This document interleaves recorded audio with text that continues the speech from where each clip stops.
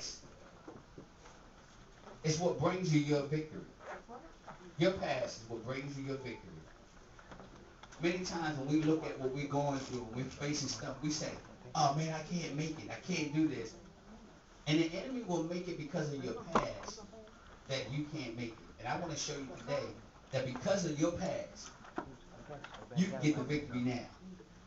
Amen? Anybody else need the Bible? Everybody squared away? Okay. Hallelujah. 1 Samuel, the 17th chapter. Hallelujah. 17. And this is a familiar story that pretty much everybody know. It's about really David and Goliath. David is one of my heroes. You know. Hallelujah. Huh? 17th chapter. 1 Samuel, 17th chapter. Hallelujah. 1 Samuel, 17th chapter.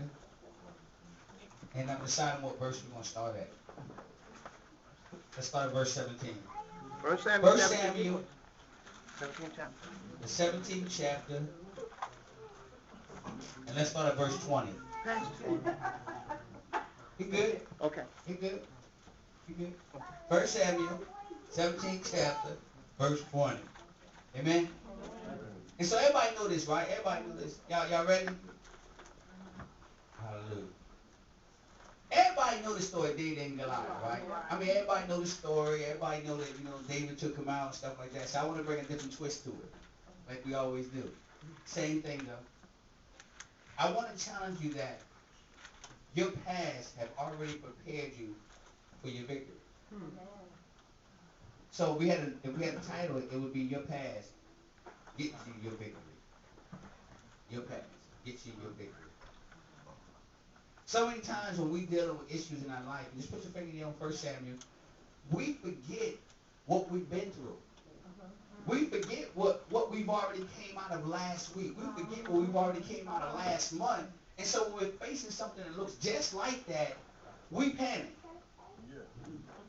I mean, and we just went through a situation just like that last week. It just got a different color. Right. Just got a different name.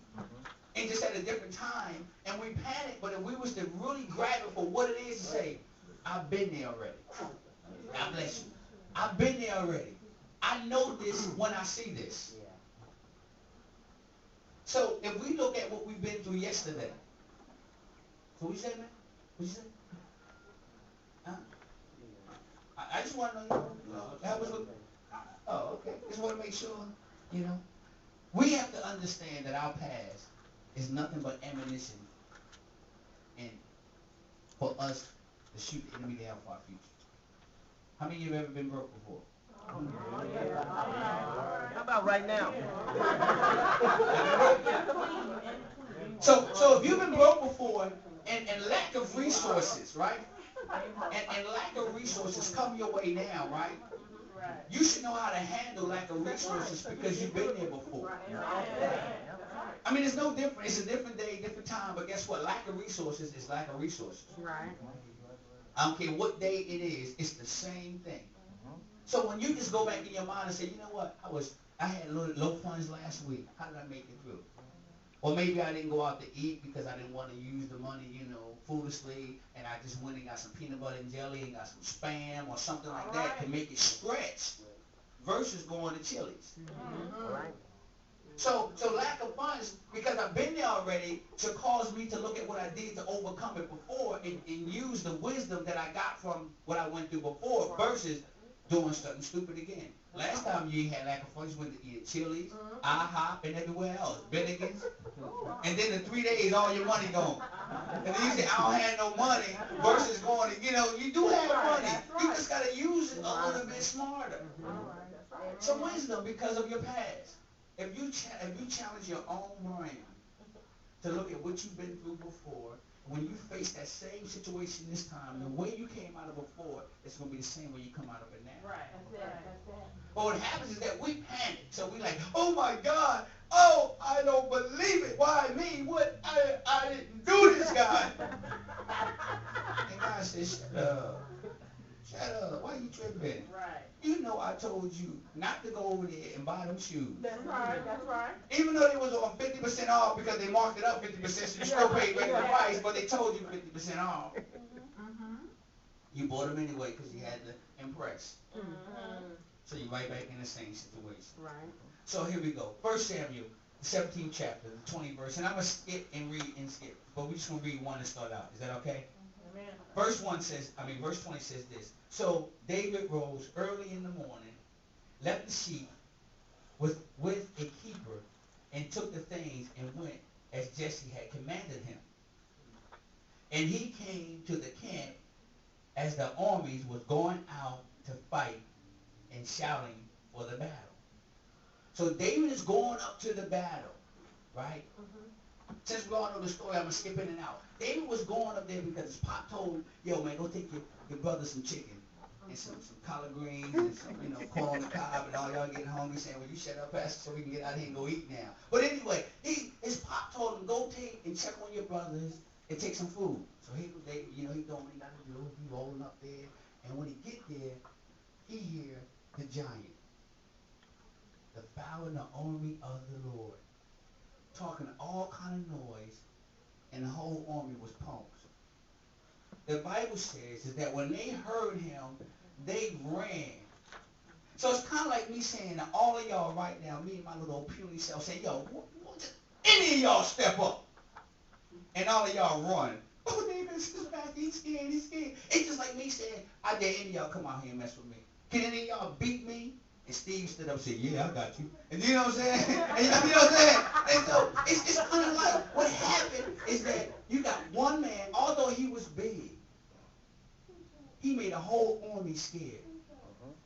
So, like, where I come from in Philly, if somebody stood up, I don't care how big they are, we're going to be like, yo, man, you get the ankle, I got the waist, you get the neck, I got an arm. What? We're going to come together and put together what we have to attack and destroy what's facing us. Right, that's right, that's right. But we don't even do that in the body of Christ. See, we can see somebody in the body of Christ going through something, and we can see the enemy attacking and making plenty noise against one of our brothers and sisters, and we won't even come together to help them out to overcome their situation. We run and we get scared because we're afraid that if we help them out, we're going to get attacked. So nobody was willing to step out and say, look, man, I'm going to fight him. Look, he ain't going to defile what I stand for. How many believers we got right now? They let people just dog out the church. They let people dog you out as a Christian, and we said we're not even going to fight.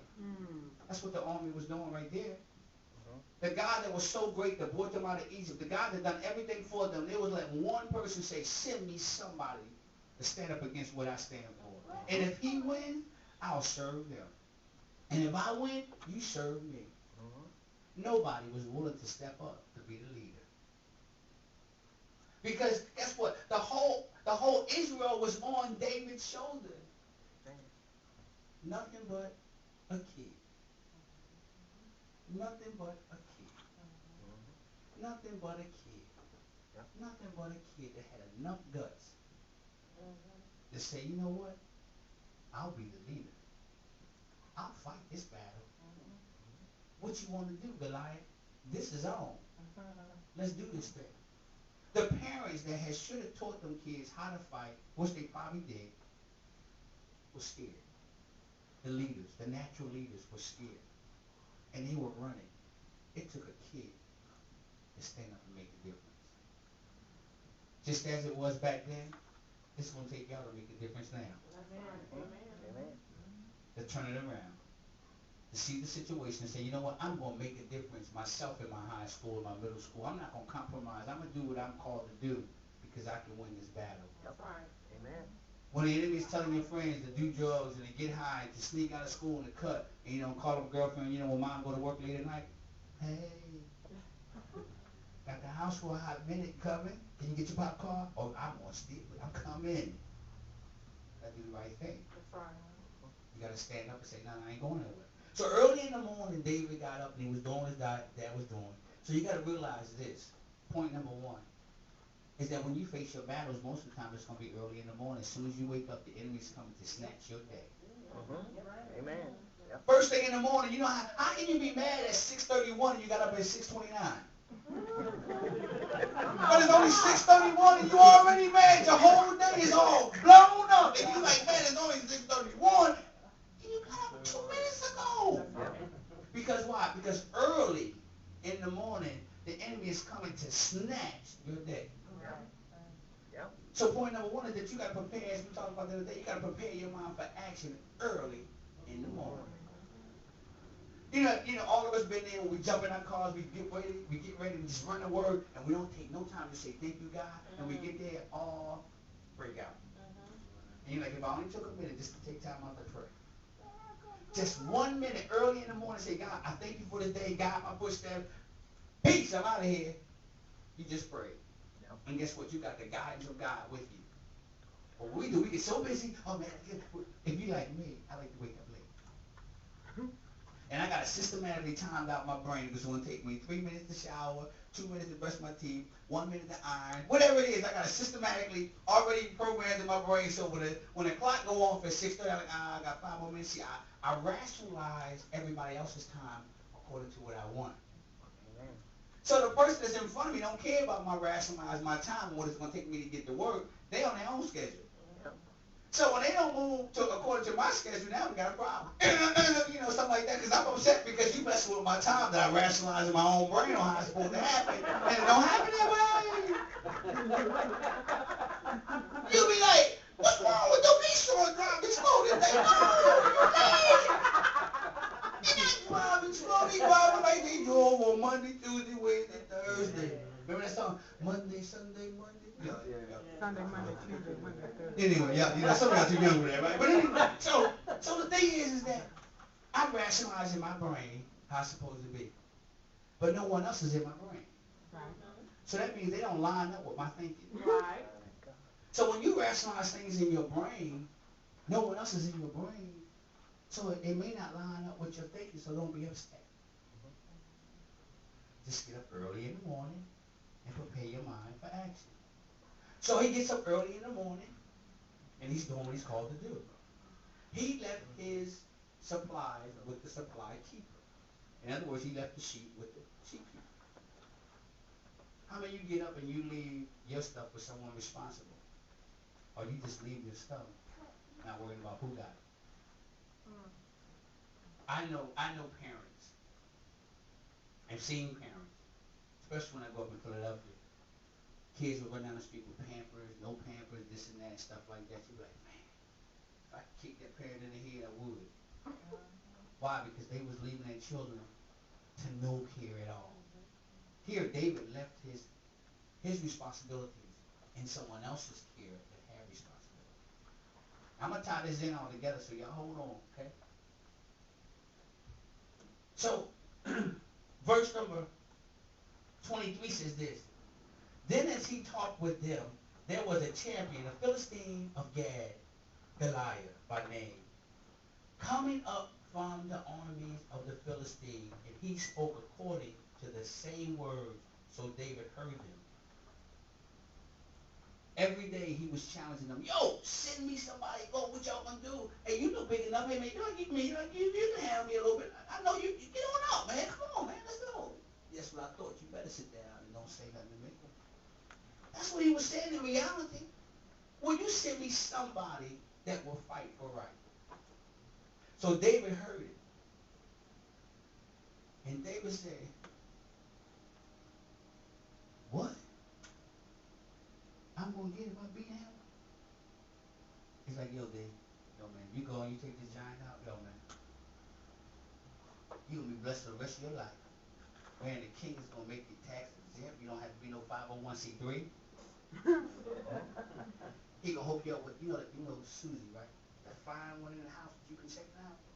That daughter, you know, the one. The one you've been watching. He going to hook you up with her too. And you ain't going to have to worry about nothing at all. Nothing. Nothing. Nothing. Got your back. David said, what? I'm going to be 501c3 without doing no paperwork.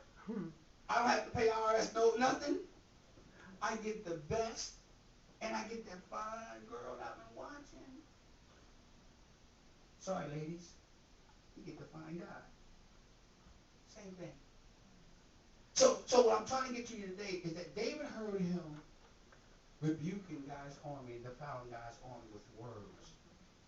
And David said, I heard that if I take him out, I'm going to get tax exempt, I'm going to get hooked up wealthy, and I'm going to get that fine daughter here that everybody been trying to get with. She coming my way. Just as a prize of gratitude for me standing up fighting.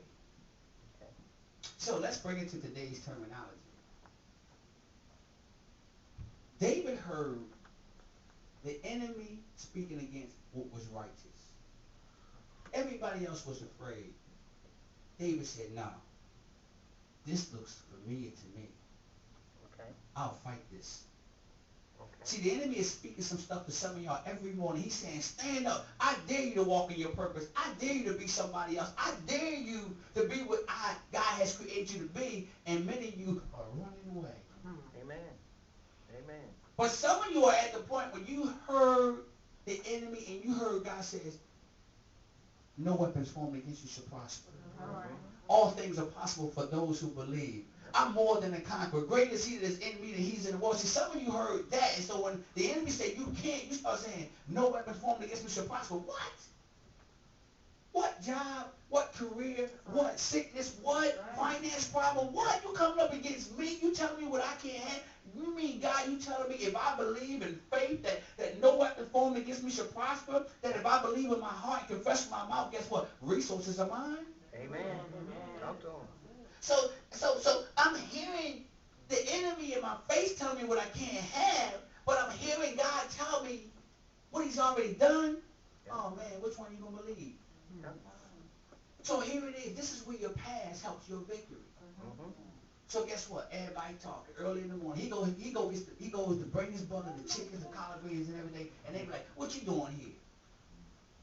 What you doing here? You just come to show off? What you doing here?" They were already jealous of him. He was the youngest, only intended to the sheep, and they were jealous of him already. So guess what? Some of you may not have accomplished all the things that you're supposed to up in this point, but your family's already jealous. Your co-workers are already jealous because, you got something that they don't have. You carry something a little bit different. You have some respect about yourself. You're a little bit smarter. You're a little bit cooler. You got this going on. And they like, please. And you already got it going on, and they already jealous, and you just show up to work. Here she comes.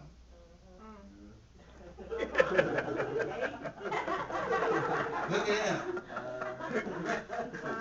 And they already gritting on you, and you just showed up. You're like, David said, can I at least not even speak? What's up? He just showed up, and his brother was like, look at you. What you here for? You just want to do this. Have any of you ever faced that? When you showed up somewhere and somebody said, what you here for? Yeah. Like you're not entitled to be there. Yeah. Come on. But see, David knew who he was. He's like, look, I'm here because first of all, Dad told me to be here. And y'all better be glad that I am here, all y'all punks. Are y'all scared? So at least, God sent me, Dad sent me here for a reason because he knew I would rise up. So this is where your past really makes a difference for your victory. He rolled up to the king here about him. It's kind of like me and Troy over there talking, or they over there talking, testing Troy, and they say, man, this boy David over there talking about doing some damage to Goliath. And so they go, they tell the king, and the king get wind, so they say, come on here, man, roll up here. Yo, you say you can beat him? Yeah, man, I can beat him.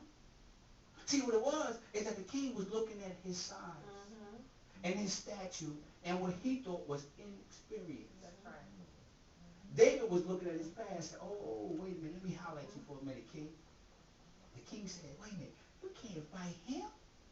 He's been fighting all his life, man. He's been in blood for his whole life. And you talking about you coming up and gonna be a crit? What? You ain't gonna, they've been around a lot longer than you. So he said, hold up, king, wait a minute. King, hold up, brother. Hold up. I don't want to disrespect you, king, but why are you tripping?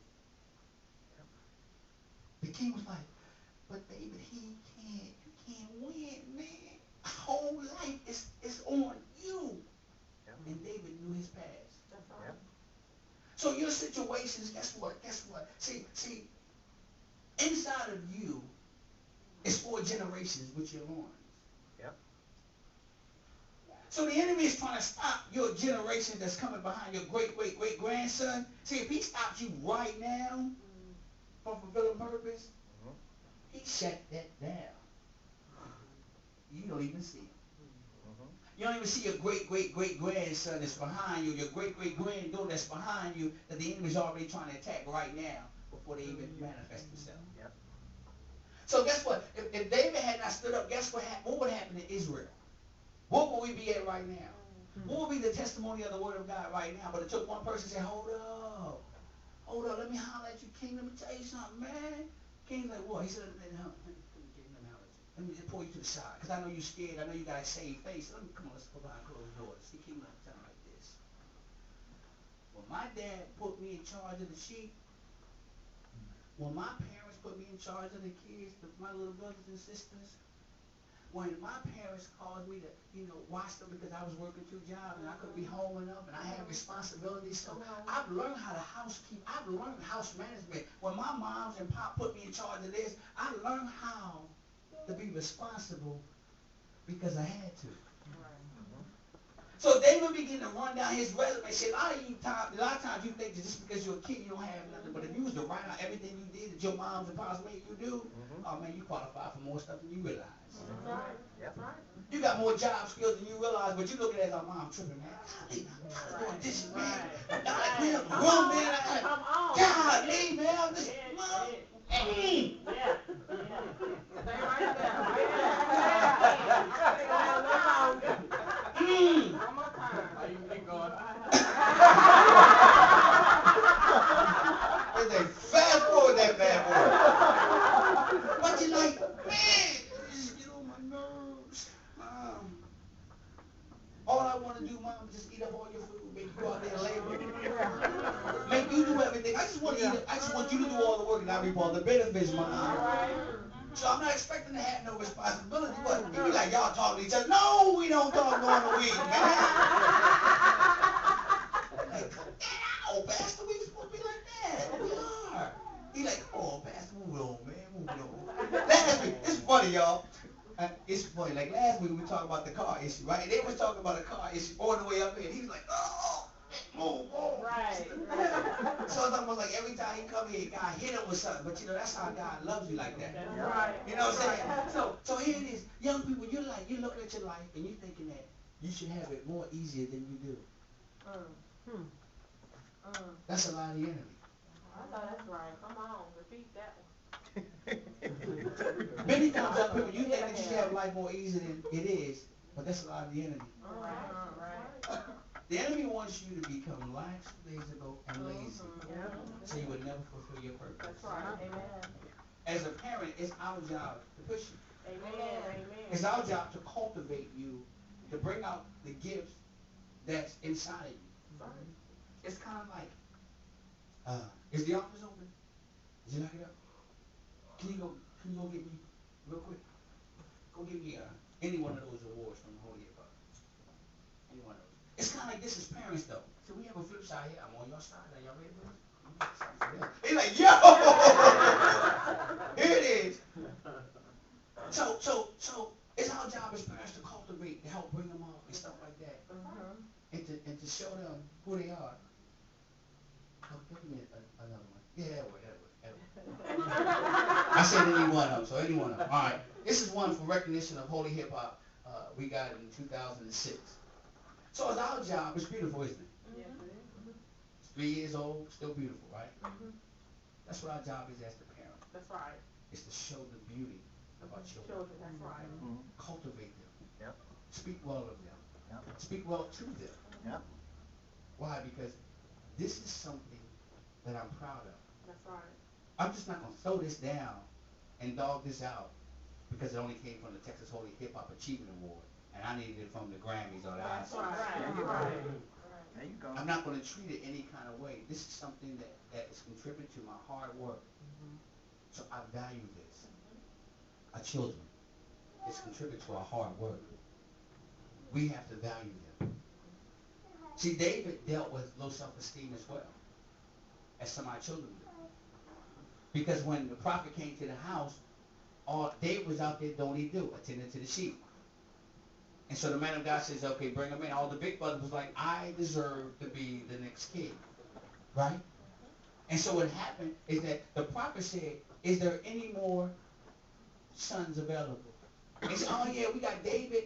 He out there tending the sheep. You know, he a little bit stinky because he out there with the sheep. But when the pop sent for him, that's when the anointing was, and that's who the leader was. That's right.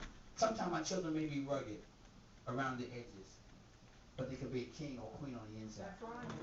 That's right. So don't look at what you see on the outside all the time, because the word of God says in 1 Samuel is that God looks at the heart, but man looks at the outer appearance. So they may be rugged a little bit, and they may be doing stuff that may not be right, but they still a jewel, because you know what? Me obtaining this still took a lot of time. That's right. I've been doing hip-hop radio for years, many years, and I finally got recognition in 2006. I started back in 1990. When I started first playing hip-hop. Well, actually 89. But I didn't get recognized for it until 2006. So I said that to say this, and then we're going to move on. Is that you may not get the recognition as a parent, or as an elder person, or a person on your job that you deserve when you think you ought to receive it. But just stay in there and keep doing the right thing, and it will come. It will come. So David goes to the king, and he says, listen, when my mom had me cleaning up the house, I was learning skills. When my mom had me taking care of my little brother and my little sister, I was learning skills. I was learning responsibility. I was learning how to handle different things. So now that you've given me more responsibility, I can handle it because I've already been trained at the house. See, David had already been trained at the house on how to do what he was called to do. So when he got outside the house, whatever the challenges were, it wasn't an issue for him because he had been trained at the house. Right. We have to begin to train at the house. Amen. So he said, yo, can you handle this? Dad had me, keeping the sheep and all that kind of stuff. And a bear came.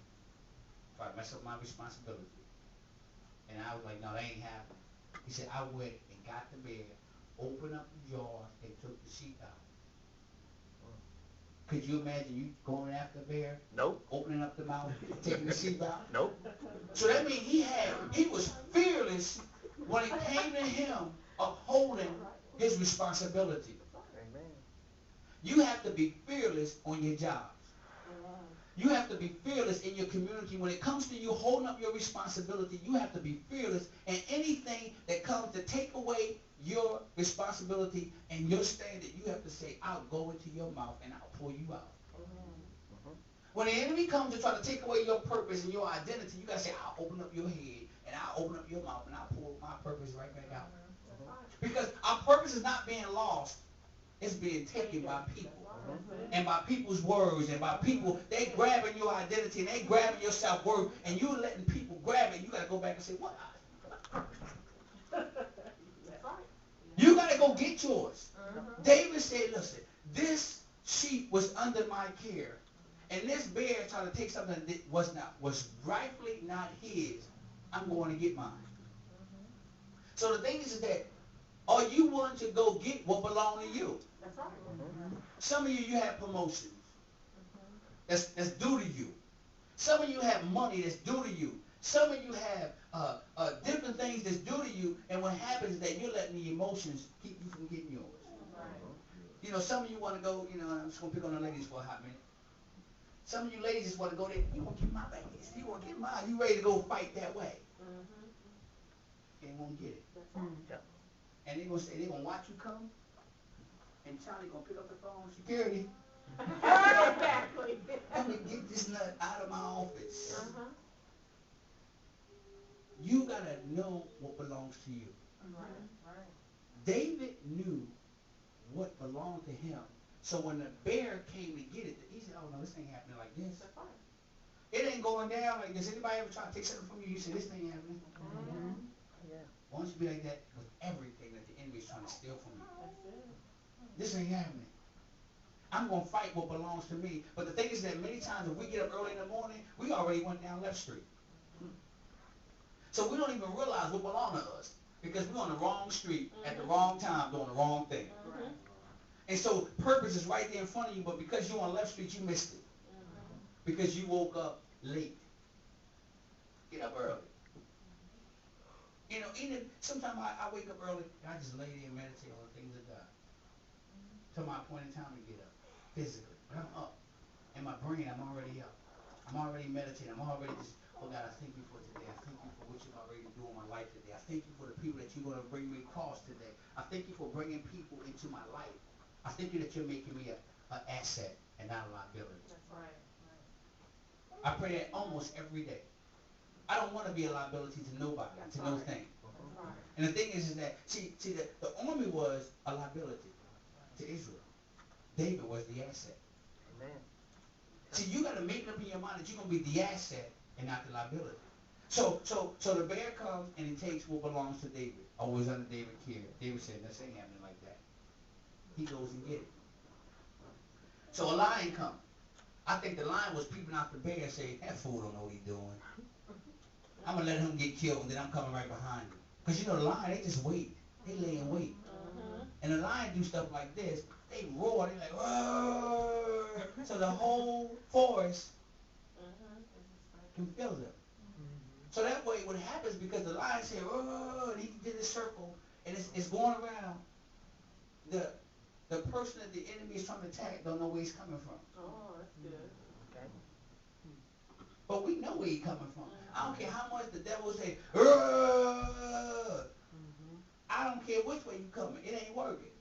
Because no weapons formed against me shall prosper. So you can roar all you want because he's like a roaring lion. That's why it says he's like a roaring lion, because a roaring lion sets up his prey by circling. Okay. So he's like a roaring lion. He'll bring depression over this side. And he'll bring lack of finances over this side. And he'll bring bitterness from this side. And he'll bring anger from this side. And he'll bring low self-esteem from this side. So he's like a roaring lion. Right. And whatever one you bite on, he will devour you with. See, low self-esteem may not be your issue. So it doesn't work. Getting high may not be your issue. It doesn't work. But what if bitterness is your issue? What if anger is your issue? What if jealousy is your issue? See, whatever one you bite on is that one he's going to devour you with. Okay. That's why he's like a roaring lion. So David says, okay, now the lion comes up. And he tried to take something that belonged to me. So your job come up and they try to take your raise. You got to go back and get yours. So that no good man or woman came your way and tried to take something from you that was rightfully yours. You got to go back and get yours. Don't lock your self-esteem up in a person. So you go get what's yours, right? So he's talking to the king. He said, hey, man, just like I got it from the bear and I got it from the lion, this Philistine ain't no different. Amen. The king said, go for it, and may God be with you. Because I ain't going, but you can go for it, and may God be with you. So here it is. David said, cool. All right. No thing. I'm going to go for it. So the king says, let me put my clothes and my armor on you. And what happened, David said, oh, man, hold up. I'm a kid. That stuff, I can't work with all that. I can't work it the way you work it. I can't do it the way you do it. You're trying to put all your tradition on me. And you're trying to put all your religion on me. And you're trying to put all that church stuff on me. I can't do it like that. I can't worship God like that. Let me worship the way I worship God. Let me serve God the way I serve God. Let me be in a real relationship with God. Let me get all this other stuff off of me. And let me do it the way I know. King like, man, you really done lost it. You about ready to go out there and fight this giant with some pebbles and a slingshot? Did you see how big he was? Yeah. You about ready to go get your education. You about ready to go get that job. You about ready to start your business. You about ready to take back what belongs to you. And the enemy said, do you see how difficult that is? Amen. Do you see how big that is? Yep. Do you know what the economy is like right now? See, I don't know about y'all, but I'm working my way out of a job. Into my own. Not alone. And I'm not expecting the church to pay for my salary. I say I'm working my way out of a job into my own business. And I hear the same thing you hear. Oh, you crazy? Do you know what the yeah, but I don't remember that economy. That's right. That's right. I'm running by God's economy. Right. So I can do what he said I can do. I can be where he's called me to be at, and I can have what he told me I can have. Why? Because I'm listening to him. And so guess what? When they first told me that we couldn't do rap radio and we couldn't play Christian radio, did you know how many DJ, well at that time they was calling them gospel announcers, and they still do, but I came in saying I'm a Christian DJ. It's like, do you know that's not going to work? You're not going to be able to play Christian rap on radio and get people to listen to it. You know how many people tried before you? I said, yeah. Yeah, I heard about it. But I'm going to do it. You just arrogant. You just cocky. And you just too young and too dumb to know. That's what they know. I said, okay, cool. Watch it. Here we are, almost 20 years later, still doing it. That's right. Amen. Because when they say, do you know how many people tried before you to make something like this word? Many people shut down at that point. Whatever your dream is, whatever God is telling you to do, they may be saying, do you know how many people tried to do what you did? Yep. It ain't going to work. It ain't worked before. That was them. That's right. What makes you different than them? I'm me. That's right. And I'm uniquely made. That's right. I have a unique personality. And I'm going to do it by a unique way. That's right. So when people say, how you will do it? I'm not. I'm going to let God do it through me. All right. All right. I don't have to do it. Because they kept telling me, Kevin, it was like, man, you are the devil. That's right. You trying to play that rap music, that ain't of God, and you are the devil. And I would say, okay. If the devil was stupid enough to let me use his music to save people, let's roll. Let's do this thing. Let's do it. Here we are. I started in 89. It's 20 years later. Still doing it. Because I've seen Devontae, Chris, and I've seen Tess and them. I've seen people doing what they're doing. Why? Because at the night when I was stepping out on faith and I was crying because people were saying it would never work, I was getting no support, I saw them. I believe that when David was going out to fight Goliath, he saw his grandchildren. They didn't have yet. He saw his great-grandchildren. There was more in him beating Goliath than the eye could see. There was nights I would just lay up and I would cry, God, why won't nobody help me? God, why won't nobody do this for me? God, I know you called me to play rap music and no one support me. God, see, nobody saw that part. They just hear me on the radio blasting people. They're like, yeah, arrogant old so. I used to be the subject of churches. Don't listen to him. And the only thing I was doing was telling the churches to have an outreach for their youth. That's right. That's all I was doing. I was getting young people and I would bring them to the station and I would say whatever you need to say, just don't cuss. And express your heart. And pastors were being challenged to start youth programs. Right. And so they were like, oh, who does God think he is? I don't think I'm anybody. But this is what they said. And if you want to keep them in your church, this is what they said you need to do. That's right. And so they was telling their young people and their people, don't listen to him. And I wasn't doing nothing but doing what God called me to do. That's all David was doing. He was doing what his father called him to do, which was to go check on his brothers. And he heard the Philistine talking noise about God's people. See, you want to go and do some stuff that God is calling you to do, that other people try to do it, and they're going to try to shut you down because they wasn't able to be successful with it. But the thing is today is that if you walk in your uniqueness, you'll be like David. You'll win. How many of you have ever come out of a bad situation that somebody else didn't make it out of? Anybody ever done that? Right? So guess what? What's different now? What's different now? You should be a little bit more wiser. Right. Should be a little bit more stronger. You know what I'm saying? You should be a little bit more controlled. Why? Because you've seen it already. A little bit more prepared. What you got new, devil? Nothing. Nothing at all. Nada. Nothing at all. So bring it on. What you got? That's why when most of y'all 2 weeks ago said, this is it, he said, I'm going to find out. If it's it, let me bring out the baseball bat. Because the stick didn't work. So let me bring out the baseball bat. Because he wants to challenge you, this is it. And you guys say, you know what, this is it. I don't care what I'm facing. I'm going to win, and this is how you win. You win. Oh, cell phone on? Tiffany? They point at each other, y'all. Put the phones up. You know. Okay, here it is. This is how you win. It's one situation at a time. Not the whole situation. It's one at a time. 8 o'clock, if you wake up at 8 o'clock, you start out with praise. I just think. And I'm not talking about you don't have to be in front of God for 35 minutes. That's right. 30 seconds, you hit it up. See, we believe, and we've been taught that we have these long prayers, God is loving us. He loves me with 30 seconds. That's right. That's right. Yo, God, I appreciate yo. Sometimes I'll be at work, they think I'm crazy because I do like this thing. And they're like, who you point to? Sammy Sosa, huh? Yeah, Selsa, right? But I'm giving praise to my God, and that's the way I do it. That's right. And they be like, we always thought he was a little crazy. No. I'm honoring God because y'all tripping. Sometimes I gotta go and I take my praise break. And I advise every adult that work with some crazy people. Yes, Lord. Say, hold up. They be like, you be in the middle of something, they be like, hold up. Where you at? I'll be right back. I need a praise break. Yeah. And sometimes I'm telling you, sometimes I go in that bathroom and be like, thank you, Jesus. Thank you, Jesus. I come back into the meeting or whatever, I'm calm. But if I didn't take my praise break, they may not know I'm a Christian. I know y'all expect that. Every pastor, everybody say they go to church, don't lose it. But you gotta have devices in there so you don't lose it. Right. So there's nothing that they can do to me on my job that will cause me not to stand for what I stand for.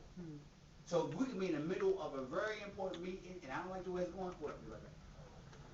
Where you going? I gotta go to the bathroom. I didn't say I have to use the bathroom. I said I gotta go to the bathroom. So I didn't lie.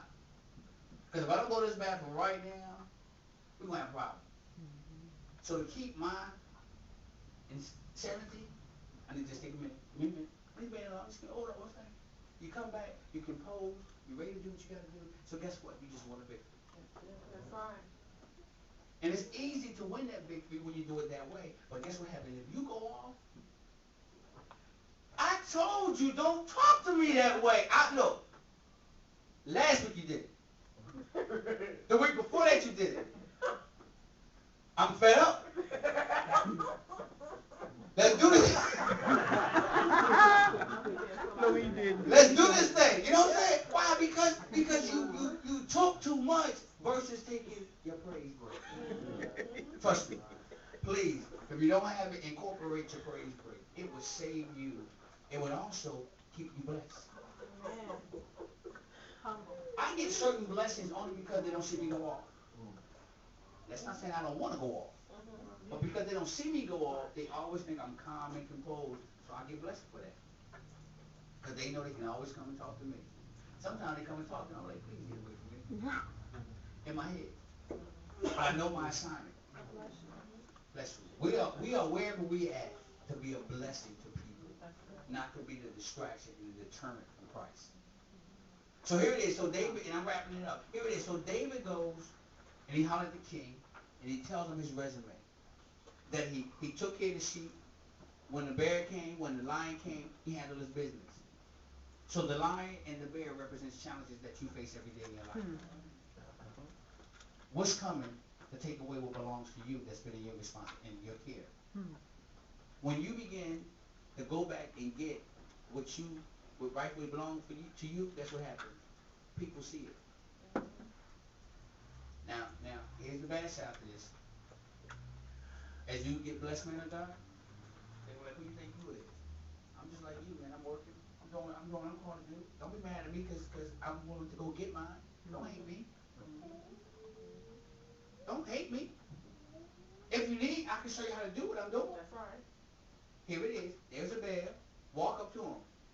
You don't have to do it. You already done it. You walk up to him. That's your bear. Because see, what happens is that people want you to fight their battle for them. I'm not fighting for you. Now, I will give you and I will equip you on how to fight your own battle. But I ain't sticking my hand in no bear no more. I did it already. I already know how I feel. I know everything that comes from that feeling. I don't need to know what you do. You win. You fight. Because if I stick my hand in your bear, that's my victory. That's not yours. So I need to equip you on how to fight your own bear. So when the bear comes, you defeat him. When the lion comes, you defeat him. So when Goliath comes, you already accomplished it. Very good. So there was no issue with David knowing he could win this battle because he already ripped up a bear and a lion. So the lion, like, please, this is just a man. What you talking about? See, so whatever your bears are and your lions are, you have to have the attitude of David. Oh no, you're not taking nothing that belongs to me. Some of you just need some peace that the enemy has snatched, and you got to go back into that lion, bear, and go get your peace back. It's as simple as peace, but guess what? If you don't have peace, you have no self-control. You go. You lose all sense of purpose because nothing makes sense no more. You gotta have peace. Yep. Peace makes the difference. And I really feel heavy in my heart this morning. When I hit peace, I hit a point there.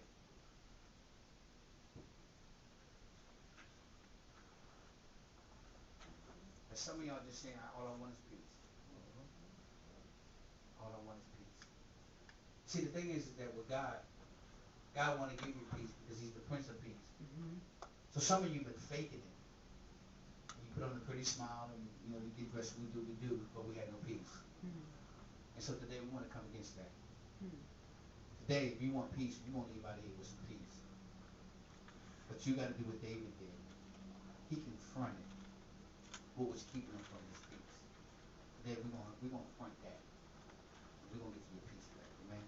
Amen. I can't even move on because I feel your hearts. I feel some of your hearts. So I can't even move. I can't even go past and finish out because we're gonna stop right here at peace because we need to break that today. We need to get you your peace back. Now the thing is that we don't have the music and we don't have all the stuff, but we do have the anointing here. So I don't have a psalmist to play for me right now, so as I minister, I don't have that. But I have the Holy Spirit. And I know when I say peace, I hit a chord.